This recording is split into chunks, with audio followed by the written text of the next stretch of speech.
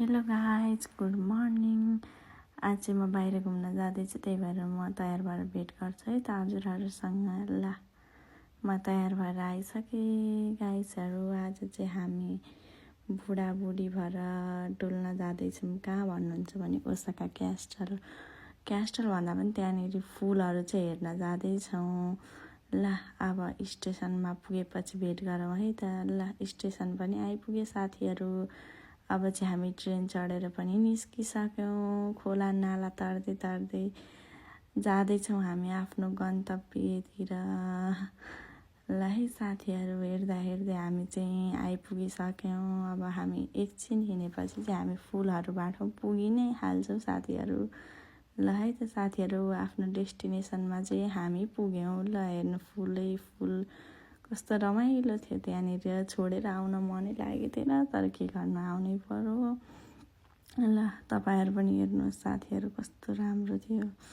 अलिअलि चाहिँ झरिसकेको रहेछ, त्यही पनि राम्रो थियो।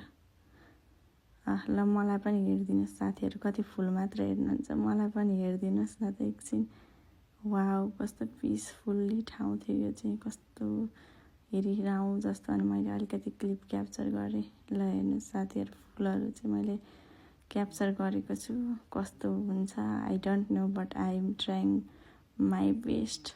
ल, यो पनि रमाइलो लागेर मैले चाहिँ लिएँ अलिकति भिडियो, रमाइलो थियो। अब तपाईँहरूलाई पनि अवश्य रमाइलो लाग्छ भनेर मैले यो भिडियोहरू बनाइरहेको छु। ल, अब हेर्दै जाउँ है त साथीहरू। यस्तै छ, आज मेरो फर्स्ट मिनी भ्लग हो, जस्तो भए पनि हेरिदिनु होला।